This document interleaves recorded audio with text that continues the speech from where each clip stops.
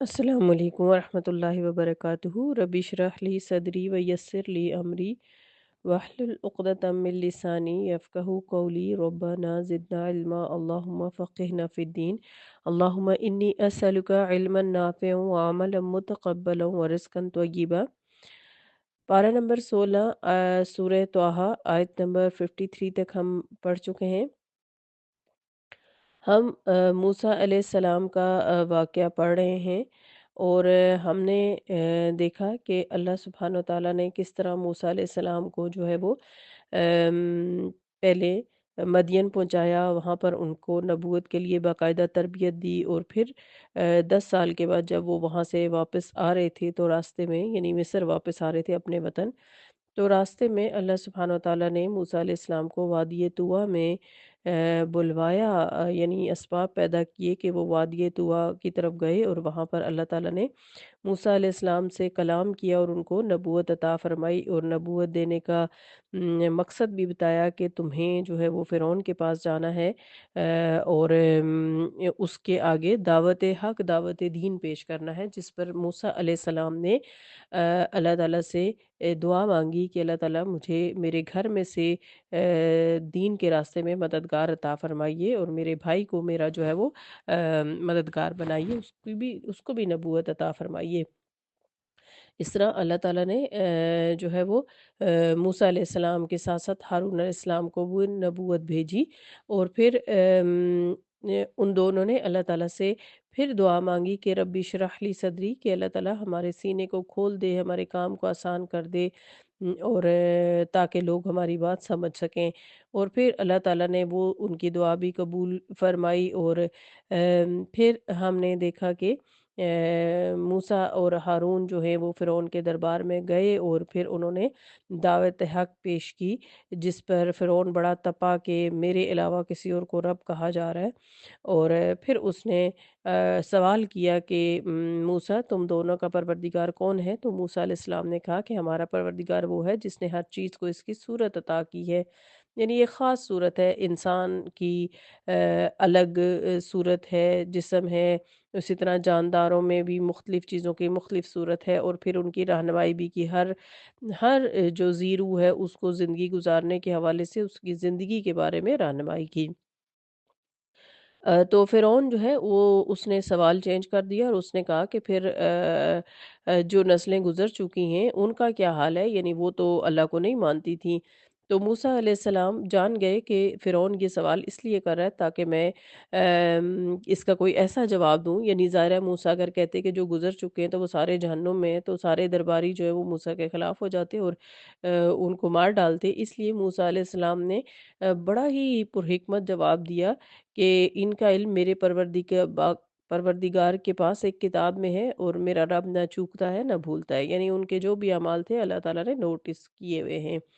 और वही है जिसने तुम्हारे लिए ज़मीन का फर्श बिछाया और इसमें तुम्हारे चलने को रास्ते बनाए और ऊपर से पानी बरसाया, यानी फिर इस बारिश से मुख्तलिफ किस्म की पैदावार निकाली। तो कुलू वरआओ अनामकुम इन्ना फी ज़ालिका लायातिल लिउलिन नुहा, खाओ और अपने जानवरों को भी चराओ, यानी इसमें अहले अक्ल के लिए बहुत सी निशानियां हैं इन सारी चीज़ों में। आज की आयत आयत नंबर 55 देखते हैं। औज़ु बिल्लाहि मिनश शैतानिर रजीम, बिस्मिल्लाहिर रहमानिर रहीम। मिन्हा खलकनाकुम व फीहा नुईदुकुम व मिन्हा नुखरिजुकुम तारतन उखरा, इसी ज़मीन से हमने तुम्हें पैदा किया और इसी में तुम्हें वापस ले जाएंगे और इसी से तुम्हें दोबारा निकालेंगे। अब यहाँ पर ज़मीन के हवाले से पहले बताया ऊपर वाली आयत में कि यहाँ से तुम्हें अल्लाह ताला ने यानी ज़मीन पर इंसान को ला बसाया और उसके बसने के तमाम असबाब पैदा किए और इसी से तुम्हें रिज़्क दिया। तो यहाँ पर इंसान का जो ज़मीन से दायमी ताल्लुक़ है उसको बयान किया जा रहा है कि इंसान जो है इस पर वारिद होने वाली 3 कैफ़ियत का ताल्लुक़ ज़मीन से, अल्लाह ने इंसान को ज़मीन या मिट्टी से पैदा किया और इसकी तमाम तर ज़रूरियात इसी से मुतल्लिक़ हैं, यानी ज़मीन से। पैदाइश से लेकर मौत तक ये एक मरहला हुआ, यानी इंसान को ज़मीन से पैदा किया। दूसरा मरहला मौत से क़यामत तक है। इस मरहले में इंसान इसी ज़मीन में दफ़न हो जाता है और अक्सर लोगों की मैयत मिट्टी बनकर मिट्टी ही में रल मिल जाती है। حدیث میں آتا ہے کہ انبیاء علیہ السلام کے اجسام کو مٹی نہیں کھاتی۔ اس کا یہ مطلب نہیں کہ باقی سب لوگوں کو مٹی کھا جاتی ہے، بلکہ اس کا مطلب یہ ہے کہ انبیاء کے جسم کو تو بہرحال نہیں کھاتی، اور بعض دوسرے لوگ بھی ایسے ہو سکتے ہیں جن کے اجسام ان کی قبروں میں محفوظ ہوں۔ بہرحال تیسرا مرحلہ جو ہے باس بعد الموت ہے، یعنی جب اللہ تعالیٰ اس مٹی میں ملے ہوئے ذرات کو جمع کر کے سب لوگوں کو زندہ کر کے اپنے حضور حاضر کریں گے۔ گویا پہلے دو مرحلے تیسرے مرحلے کے لیے دلیل کا کام دیتے ہیں، یعنی جیسے اللہ تعالیٰ نے انسان کو مٹی سے پیدا کیا، پھر مٹی میں واپس مرنے کے بعد چلا گیا، تو تیسرے مرحلے میں اسی مٹی سے دوبارہ اللہ تعالیٰ انسان کو دوبارہ جمع کر دیں گے۔ آیت نمبر 56، وَلَقَدْ أَرَيْنَاهُ آيَاتِنَا كُلَّهَا فَكَذَّبَ فَأَبَى۔ ہم نے فرعون کو اپنی نشانیاں دکھائیں مگر وہ انہیں جھٹلاتا رہا اور کوئی بات تسلیم نہیں کی۔ فرعون سے موسیٰ علیہ السلام کی پہلی ملاقات کے بعد یہاں درمیان کے کئی مراحل چھوڑ دیے گئے۔ اسی دوران میں موسیٰ علیہ السلام نے فرعون کو اپنی رسالت کی دلیل میں کئی نشانیاں بھی دکھائیں، جن کا ذکر قرآن پاک میں کئی مقامات پر آیا ہے۔ جب یعنی ملک پر کوئی آفت نازل ہوتی تو وہ موسیٰ علیہ السلام سے کہتا، یعنی فرعون، کہ اپنے پروردگار سے دعا کرو، اگر یہ آفت دور ہو گئی تو ہم تم پر ایمان لے آئیں گے۔ پھر جب سیدنا موسیٰ علیہ السلام کی دعا سے وہ آفت دور ہو جاتی تو وہ وعدہ خلافی کرتا اور پھر سے اکڑ جاتا، اور ایسا معاملہ کئی بار پیش آتا رہا، اور حقیقت یہ ہے کہ فرعون کو سیدنا موسیٰ علیہ السلام کی رسالت کا تو یقین ہو چکا تھا، مگر وہ اپنے اقتدار سے کسی بھی قیمت الگ ہونے کو تیار نہیں تھا، لہٰذا ہر بار جو ہے وہ کوئی نہ کوئی بات کا بہانہ بنا کر موسیٰ علیہ السلام کی نبوت کا انکار کر دیتا۔ آیت نمبر 57، قَالَ أَجِئْتَنَا لِتُخْرِجَنَا مِنْ أَرْضِنَا بِسِحْرِكَ یا موسیٰ۔ کہنے لگا فرعون، اے موسیٰ، کیا تو ہمارے پاس اس لیے آیا ہے کہ اپنے جادو کے زور سے ہمیں ہمارے ملک سے نکال دے؟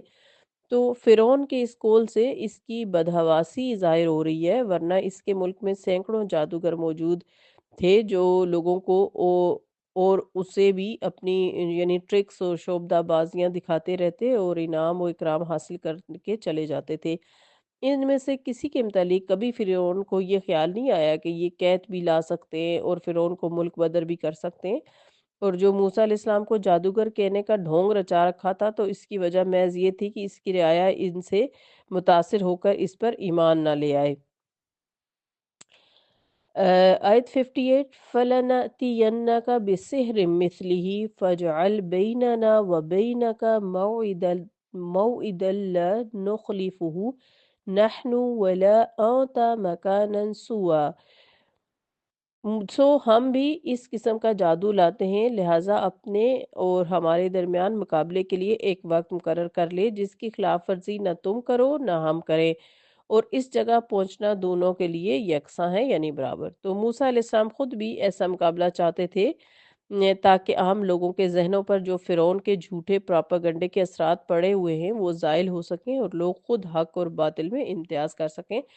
جب فرعون نے یہ دعوت دی موسیٰ علیہ السلام کو کہ تم جو ہے وہ کوئی دن مقرر کرو اور میں بھی جادوگروں کو بلاؤں گا اور اس طرح جو ہے وہ تمہارے جادو کو میں ہرا دوں گا، تو موسیٰ علیہ السلام اس کے لیے پہلے سے تیار تھے اور وہ چاہتے تھے کہ انہیں کوئی ایسا موقع ملے کہ وہ دعوت دین کو بہت اچھے طریقے سے تمام لوگوں میں پیش کر سکیں اور جادو اور دین اور معجزے کی حقیقت کو سامنے لا سکیں۔ آیت 59، قَالَ مَوْعِدُكُمْ يَوْمُ الزِّينَةِ وَأَنْ يُحْشَرَ النَّاسُ ضُحًى۔ موسیٰ علیہ السلام نے جواب دیا، اچھا یہ وعدہ عید کا دن ہے اور لوگ چاشت کے وقت جمع ہوں گے۔ یعنی جادوگری کا مقابلہ اور سیدنا موسیٰ علیہ السلام کی دو شرطیں تھیں۔ فرعون کا چیلنج موسیٰ علیہ السلام کے دل کی آواز تھی، مگر کھلے میدان میں ایسا مقابلہ کرانا ان کے وسائل سے خارج تھا۔ فرعون نے چیلنج کیا تو آپ نے ان دو شرائط پر اسے قبول کر لیا۔ ایک تو یہ کہ مقابلہ صرف کھلے میدان ہی میں نہیں بلکہ جشن سالانہ کے دن ہونا چاہیے۔ ظاہر ہے کہ تمام لوگ جو ہیں وہ دارالسلطنت میں میلہ دیکھنے کے لیے ہر طرف سے کھینچے چلے آتے ہیں تاکہ زیادہ سے زیادہ لوگ اس مقابلے کو دیکھ سکیں۔ اور دوسرا یہ کہ یہ مقابلہ کا دن جو ہے صاف روشنی میں چاشت کے وقت ہونا چاہیے تاکہ لوگوں کو یہ مقابلہ دیکھنے اور اس سے نتائج اخذ کرنے میں کسی قسم کی کوئی دشواری نہ ہو۔ آیت 60 فتولا فرعون فجمع کیدہ ثم اتا، چنانچہ فرعون لوٹ گیا اور اپنے سارے ہتھ کنڈے جمع کیے اور مقابلے پر آ گیا۔ یہ مقابلہ صرف جادوگروں کی ہار جیت کا مسئلہ نہیں تھا، بلکہ دراصل یہ مسئلہ فرعون کے برسر اقتدار رہنے یا نہ رہنے کا تھا۔ لہٰذا جو ہے اس نے ملک بھر کے تمام جادوگروں کو اکٹھا کرنے کے لیے اس نے اپنے یعنی قدرت کے مطابق سارے جتن کیے، اور وعدے کے دن فرعون ان جادوگروں اور اپنے لاؤ لشکر سمیت میدان مقابلہ میں بروقت پہنچ گیا۔ اسی طرح سیدنا موسیٰ علیہ السلام اور ان کا بھائی بھی بروقت پہنچ گئے۔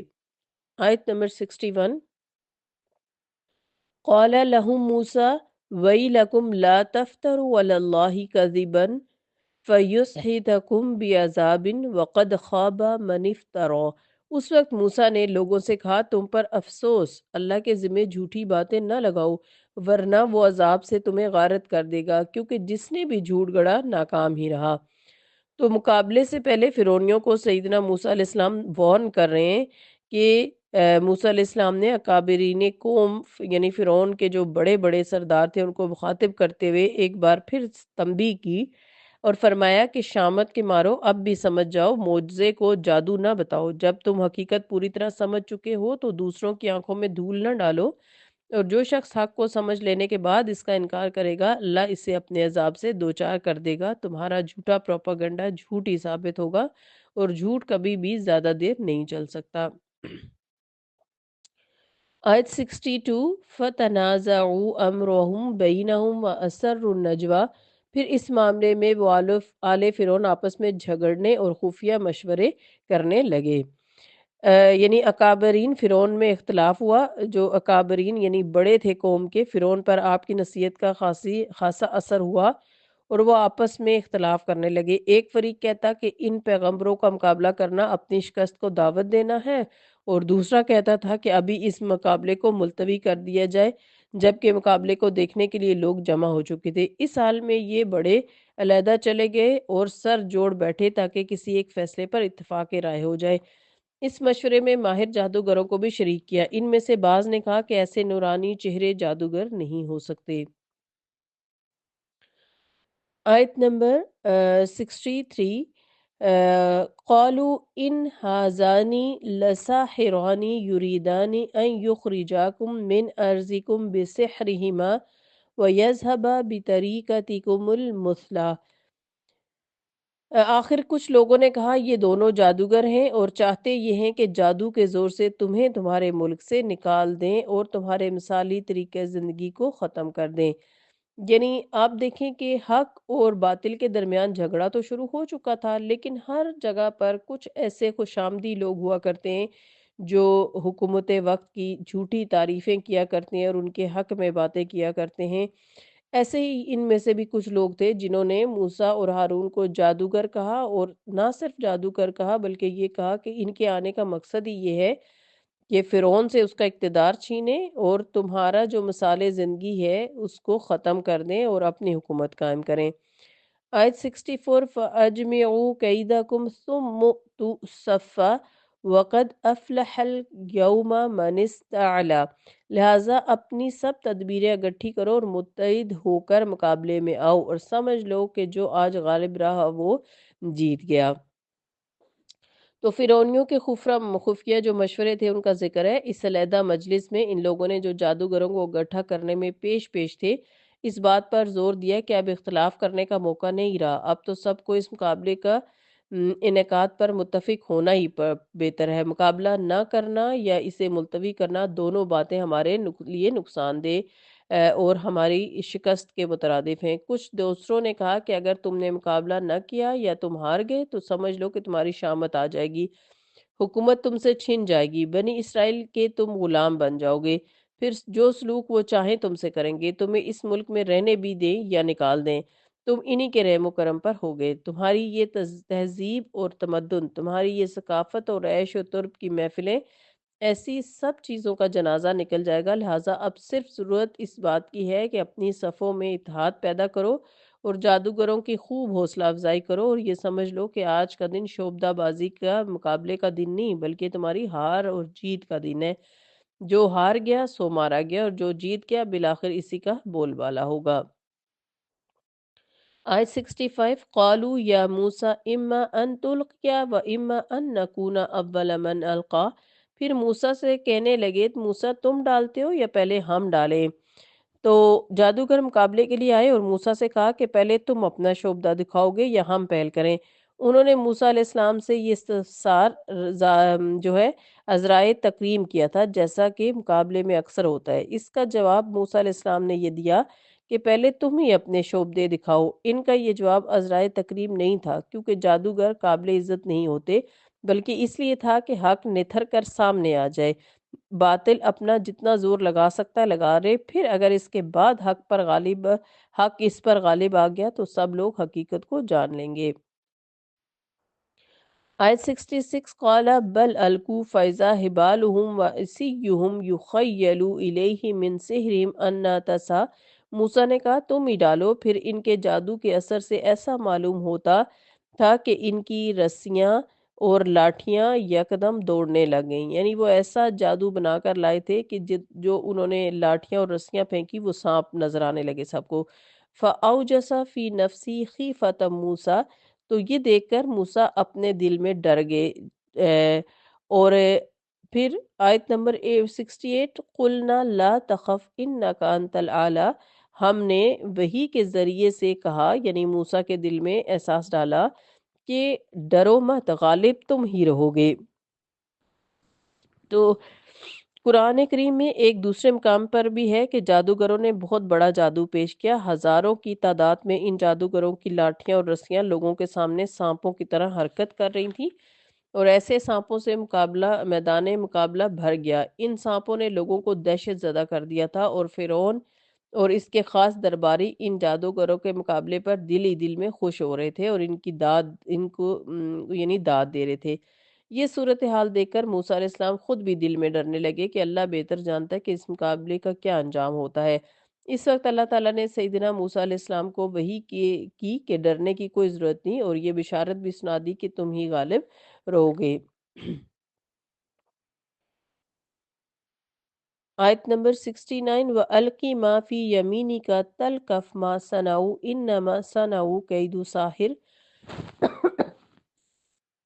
وَلَا يُفْلِحُ السَّاحِرُ حَيْثُ أَتَىٰ، جو کچھ تمہارے دائیں ہاتھ میں ہے اسے پھینک دو، جو کچھ ان جادوگروں نے بنا رکھا ہے وہ سب کچھ ہڑپ کر جائے گا، اور انہوں نے تو صرف جادو کی فریب کاری ہی بنائی ہے، اور جادوگر جہاں بھی حقیقت کے مقابلے میں آیا کامیاب نہ ہو سکا۔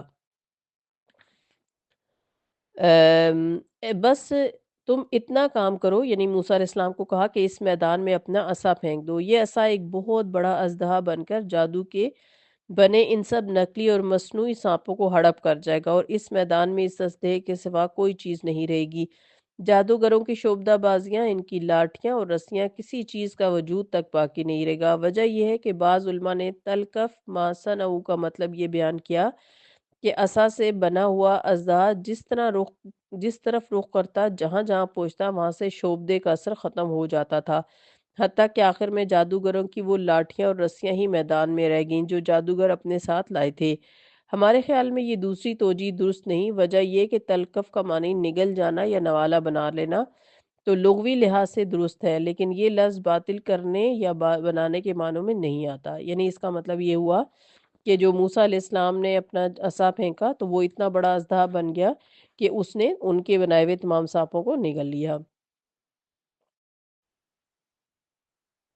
آیت نمبر 70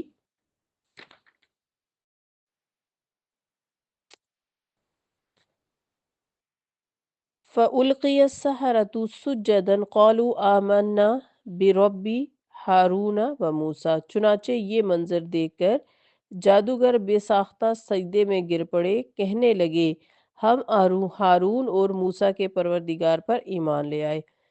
تو جادوگروں نے غالباً پہلے سیدنا موسیٰ علیہ السلام کے عصا کو اژدہا بنتے کبھی دیکھا نہیں تھا. انہیں بس اتنا ہی بتایا گیا تھا کہ ایک شخص جادو کے زور سے اپنی لاٹھی کو عصا بنا دیتا ہے اور تمہیں اس کا مقابلہ کرنا ہے. اور جادوگروں نے جب بچشم خود یہ دیکھ لیا کہ عصا سے بنا ہوا اژدہا ان کے بنے ہوئے سانپوں کو نگل بھی گیا ہے تو انہیں معلوم ہو گیا کہ یہ بات جادو کے علم کی بساط سے باہر ہے. اور موسیٰ اور ہارون علیہ السلام جادوگر نہیں بلکہ فی الواقع اللہ کے رسول ہیں. اور جب ان پیغمبروں نے فتح کی خوشی میں اللہ کے سامنے سجدہ شکر ادا کیا تو جادوگر بھی بے اختیار ان کے ساتھ سجدہ ریز ہو گئے اور بڑے میدان میں ان رسولوں پر اپنے ایمان کا اعلان بھی کر دیا. معجزہ اور جادو کا فرق جو ہے وہ سب واضح ہو گیا تھا اور سورہ آراف میں بھی اس کا مزید ذکر ہے. ہم پڑھ کے بھی آئے ہیں.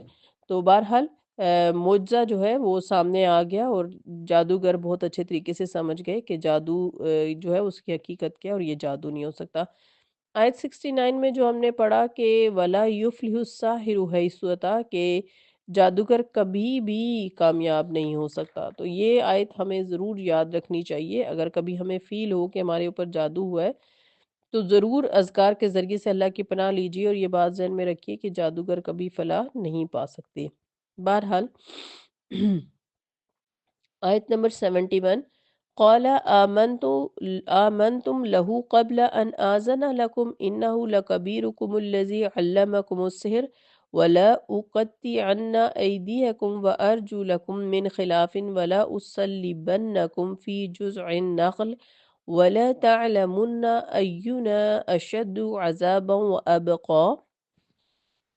فرعون بول اٹھا تم میری اجازت کے بغیر ہی اس پر ایمان لے آئے ہو. یقیناً موسیٰ تمہارا بڑا گرو ہے جس نے تمہیں جادو سکھایا ہے. اب میں تمہارے ہاتھ اور پاؤں مخالف سمتوں میں کٹوا دوں گا اور کھجور کے تنوں میں تمہیں سولی چڑھواؤں گا اور تمہیں خوب معلوم ہو جائے گا کہ ہم دونوں میں یعنی موسیٰ اور فرعون میں سے کس کی سزا شدید تر اور دیر پا ہے. اب روایات سے پتہ چلتا ہے کہ 6 لاکھ کے قریب لوگ تھے اور ان کے سامنے جب جادوگر سارے جادوگر جو ہیں انہیں معجزے کا علم ہو گیا تو وہ ایمان لے آئے. تو اس وقت ظاہر ہے فرعون کی کیا عزت رہی اور وہ بہت زیادہ بوکھلا گیا کہ ظاہر ہے اگر جادوگر ایمان لے آئیں تو یہ سارے لوگ جادوگروں کے پیچھے چل پڑیں گے اور ان کے مطابق ایمان لے آئیں گے اور میری سلطنت جو ہے وہ ختم ہو جائے گی. تو اس بات پر جو ہے وہ فرعون نے ان کو باقاعدہ دھمکیاں دیں کہ میری اجازت کے بغیر تمہیں جرت کیسے ہوئی کہ تم جو ہے وہ ایمان لے آئے ہو. تو فرعون اور اس کے حواریوں نے مات کھائی جسے لوگوں نے خود دیکھ لیا تھا. اور دوسرا یہ ستم ہوا کہ جن جادوگروں کے بل بوتے پہ مقابلہ رچایا گیا تھا وہ کوئی عذر پیش کرنے کے بجائے خود ایمان لے آئے. تو اس دوہری شکست نے فرعون کو استیخفا کر دیا اور لوگوں کو مزید کچھ عرصے کے لیے الو بنائے رکھنے اور موسیٰ علیہ السلام کی دعوت بچائے رکھنے کے لیے دعوت سے بچانے کے لیے یہ تدبیر سوچی کہ ان جادوگروں ہی کو غدار اور جاسوس قرار دے دیا جائے اور اعلان کر دیا جائے کہ یہ جادوگر موسیٰ علیہ السلام کے شاگرد معلوم ہوتے اور ان دونوں کا مشن ایک ہی تھا. تبھی تو جادوگروں نے فوراً گھٹنے ٹیک دیے ہیں. لہٰذا اے جادوگروں میں تمہیں ایسی اور ایسی سزا دوں گا جسے تمہاری نسلیں بھی یاد رکھیں گی اور تمہیں موسیٰ پر ایمان لانے کا انجام خوب معلوم ہو جائے گا. تم ایمان لا کر یہ سمجھ رہے ہو کہ تم ہی نجات پانے والے اور دوسرے لوگ جو موسیٰ پر ایمان نہیں لائے ابدی عذاب میں رہیں گے. سو ابھی تمہیں معلوم ہو جائے گا کہ کس کا عذاب سخت اور دیر پا رہنے والا ہے.